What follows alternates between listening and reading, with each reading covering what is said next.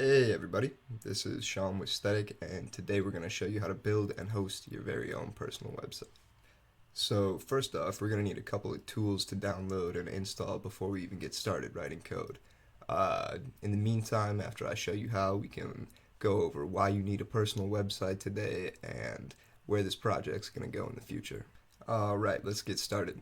So first, a tool that I think pretty much any developer, coder, programmer is going to want to be very familiar with. It's called GitHub.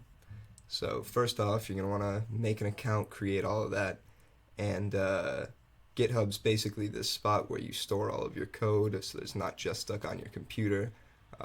You can save changes on there, but also store older versions of files. It's just a really convenient way to keep track of all of your coding. And speaking of coding, another tool by GitHub is the Atom IDE. And an IDE is basically a spot where you're going to put all of your code down. It comes with a lot of built-in tools that you'll be able to use to make writing code faster, easier, cleaner, and essentially just speed up the entire process. So go ahead and download Atom for whatever version you have here. And then another tool by GitHub that's pretty useful, I think, for beginners especially, is the GitHub Desktop. So you don't necessarily need this tool if you're going to be using actual Git commands from the terminal, which we'll go over in a minute, but it makes it a lot quicker rather than having to learn all of the Git commands from the get-go.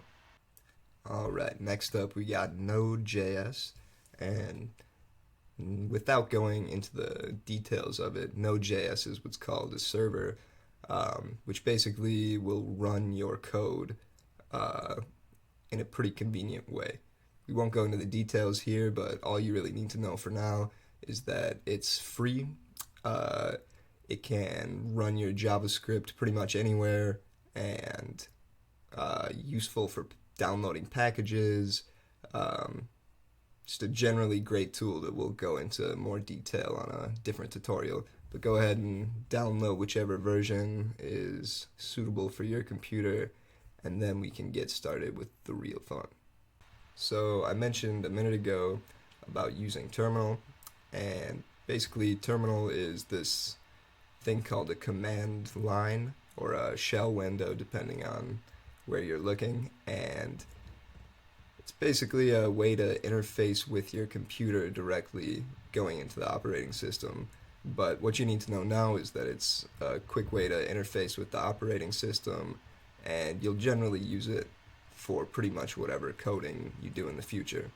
So if you want to get used to more terminal commands, we have another tutorial coming out soon about different commands and what the terminal is good for, but for now, you can just go to wherever your applications folder is, or spotlight search if you're on here, and type in terminal, and open up that app. So what you'll see is a little window. This is the command line itself. It'll give you some information about what system you're on and what user you are, but for now, we'll just leave that where it is. Alright, so while everything's installing and you're getting ready to go with GitHub and Atom and Node, we'll just give a little brief overview of why this tutorial might help you and who it's good for at the moment.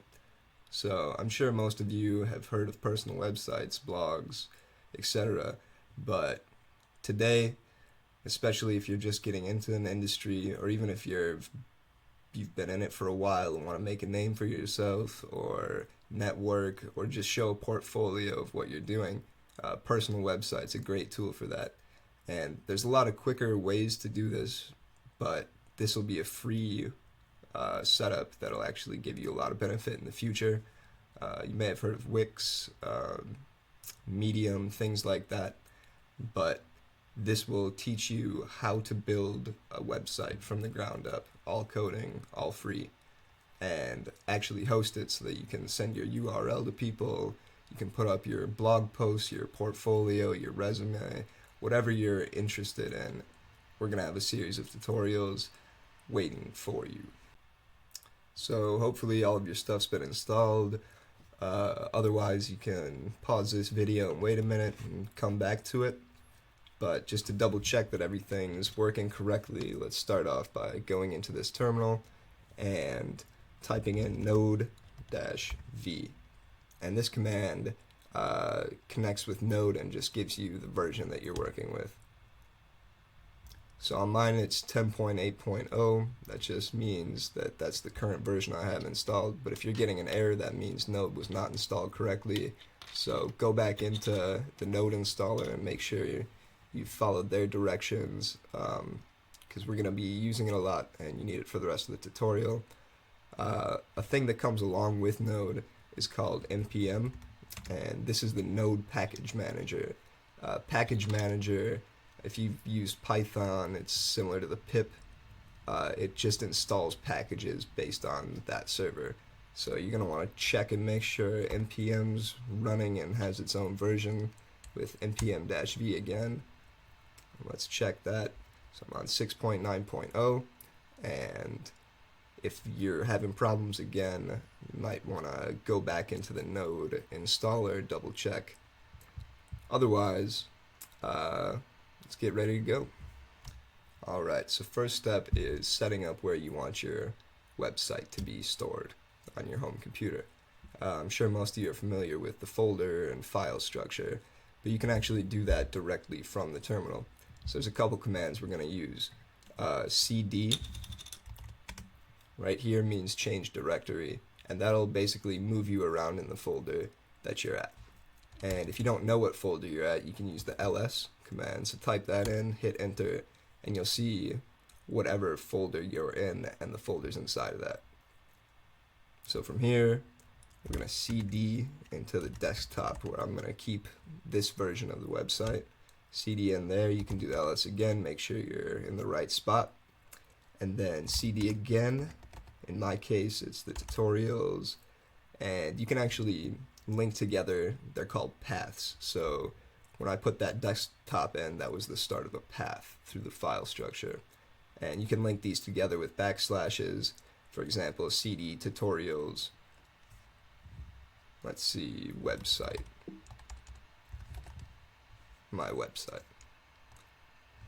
So hopefully you've gotten a little used to the terminal, figured out how to navigate around in there, and you're going to want to make sure you have a folder that's easy and convenient to navigate to, because when you edit the website, you're going to be navigating from the terminal into that site pretty often. Otherwise, it doesn't really matter too much where you store it.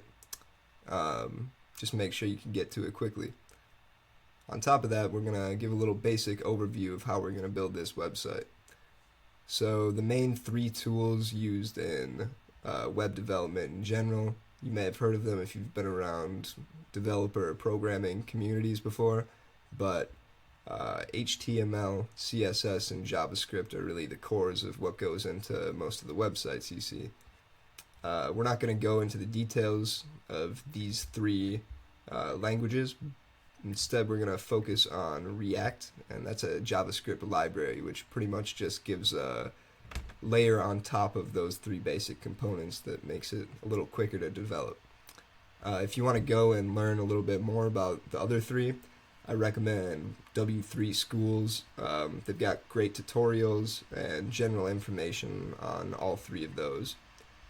Let's focus on React for now though, and from here we're going to go back into that terminal window and navigate to the folder where you're going to keep your website. From here we're going to use npx, it's called, and this comes with npm, so you don't need to worry about it too much other than it's just another way to install packages from Node. The package we're going to use is an out-of-the-box React app, and this gives all of the back-end tools you're going to need for this basic website up front, so you don't have to worry about loading in or compressing, optimizing, any of that. Basically just a tool that you can use out of the box from the get-go and create some sort of application. So we're going to type npx into this terminal window where your website's stored, and then type create-react-app. And after that, you're going to put a name for your app. It can be anything. We'll call it website tutorial. and then click enter. It may take a minute for all these packages to install on your computer, and in the meantime we'll go over a little bit of why we're using React and the benefits it has to building your website. As you know, HTML, CSS, JavaScript are the basic blocks, and what this means is that you can do pretty much anything you will do in React with those three tools, but it'll take a lot longer. React was a library built to speed up developing a user interface, and this user interface is anything that people see on the website. It's how the interactions go on the website. It's the general feel. It's all of the styling. And the way that React speeds this up is you can do your styling directly from React and JavaScript instead of going into the HTML and CSS of it. That'll give you a lot of benefit rather than having to learn all of the tools from the start. And I still recommend going into those W3 tutorials and at least getting a decent background, but for now we can just use React and what's called components from React. So the components can be anything from a button to an entire web page, and that'll make it a lot quicker and easier for you to build your first site. Hopefully all those packages have installed properly, and if that's the case, you should see something like this on the terminal. It'll say, we suggest you begin typing blah blah blah at the end. So we're going to go ahead and do those two commands, cding into the new folder that Create React App made inside of the directory. And I use something called yarn typically instead of npm, but npm will work just fine. There'll be a couple different commands. Yarn's just another package manager, package installer. So wherever I type yarn, I'll also give you a quick thing to do instead of yarn and using npm. If you're interested in learning about yarn, we'll also have a link to that. It's a couple more steps in the setup process, but yarn's usually a fair amount quicker for installing those things in my experience. But anyways, let's go ahead and type that first command and we'll see something very cool. So we put in yarn start or npm start, whatever you have there, and click enter. It'll take another second and it'll start running some scripts. And eventually, when those run, you should get starting the development server, and that should go to your preferred browser and open up a new tab. We'll wait for this to load for a second.